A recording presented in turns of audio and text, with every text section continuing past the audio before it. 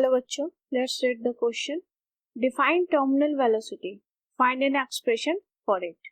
Now the key concept for this question is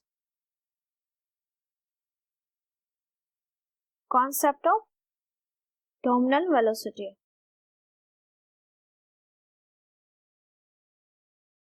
पहले इस concept को समझते हैं, फिर डिफाइन करेंगे.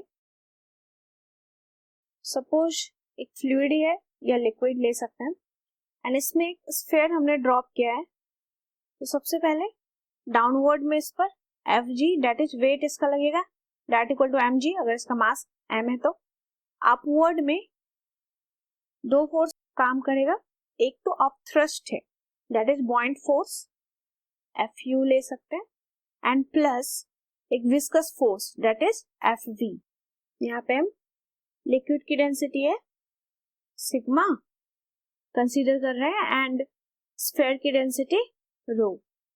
इसका मास है m. तो अपवर्ड में दो फोर्स लग रहा है एंड डाउनवर्ड में mg इसका वेट. अब बात करते हैं कि जैसे जैसे ये liquid inside the viscous fluid के अंदर जाता जाएगा तो टाइम के साथ जो है Fv that is viscous force की वैल्यू बढ़ती जाएगी.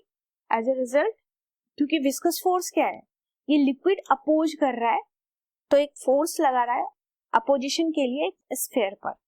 ठीक है, तो एक maximum value of velocity attain कर लेगा ये स्फीयर, जहां पर कि नेट फोर्स इस पर जीरो हो जाएगा इस स्फीयर पर.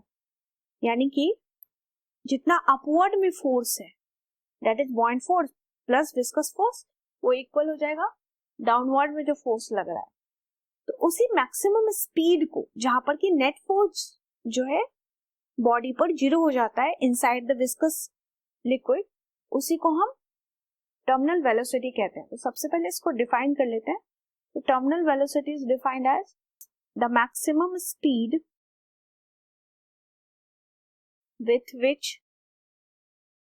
with which a body can fall through a fluid. इससे ज्यादा स्पीड ये बॉडी अटेन नहीं कर सकता है फ्लूइड के अंदर. ये मैक्सिमम स्पीड है फ्लूइड के अंदर जिसको हम टर्मिनल स्पीड या टर्मिनल वेलोसिटी कहते हैं. नाउ एक्सप्रेशन के लिए सबसे पहले हम कंसीडर करेंगे sphere of radius r and density rho. Consider a sphere of radius r and density है sphere का rho falling under gravity through a liquid of density. Liquid की डेंसिटी हम कुछ सिग्मा ले लेते हैं एंड इसकी कोएफिशिएंट ऑफ विस्कोसिटी, क्योंकि विस्कस फोर्स लगा रहा है तो इसकी कुछ कोएफिशिएंट होगी विस्कोसिटी की. लिक्विड की coefficient of viscosity is eta. Now सबसे पहले हम विस्कस फोर्स देखेंगे. अपवर्ड में जो लग रहा है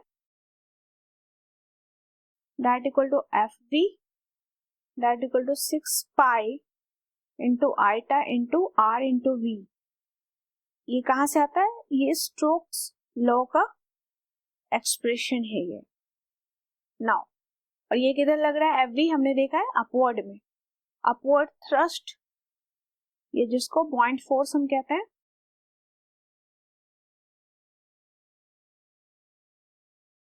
इसकी value that equal to Fu हमने लिया है 4/3 pi r cube into sigma into g. Next is weight जो डाउनवर्ड में लग रहा है that equal to Fg that equal to mg. Mass को लिख सकते हैं 4/3 pi r cube that is volume into density rho into g. ये डाउनवर्ड में काम कर रहा है. नाउ एट टर्मिनल वेलोसिटी पर that is v पर total downward force equal to total upward force.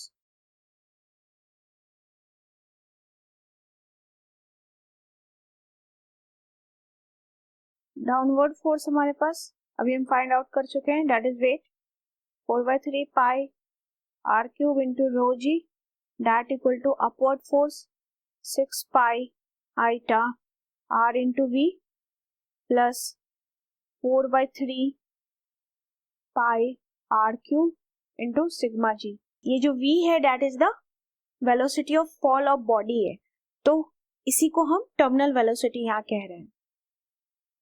Now 6 pi eta into r into v that equal to 4 by 3 pi r cube common ले लेंगे into जी भी common आएगा, तो यहाँ से रो minus sigma, पाई से पाई कैंसिल, 2 से कैंसिल कर देते हैं, एक आर भी हमारा कैंसिल हो जाएगा, आर स्क्वायर बचेगा आर एच एस में. यहाँ से v की वैल्यू आ जाएगी हमारे पास that is 2 R square g into rho minus sigma divide by 9 eta. That is the expression for terminal velocity. इस क्वेश्चन में हमने टर्मिनल वेलोसिटी को सबसे पहले समझा. सबसे पहले उसका डेफिनेशन, ये मैक्सिमम स्पीड है जो बॉडी अटेंड करती है एक फ्लूइड के अंदर. इसके एक्सप्रेशन फाइंड आउट करने के लिए हमने एक स्फीयर ले लिया है जिसमें अपवर्ड में बॉइंट फोर्स एंड विस्कस फोर्स काम कर रहा है एंड डाउनवर्ड में वेट mg. नाउ तो टर्मिनल वेलोसिटी पे नेट फोर्स 0, यानी जितना डाउनवर्ड फोर्स उतना ही अपवर्ड में फोर्स, उसको इक्वेट कर देंगे तो हमारे पास टर्मिनल वेलोसिटी की वैल्यू आ जाएगी. That is the answer. I hope you understood it well. Best of luck.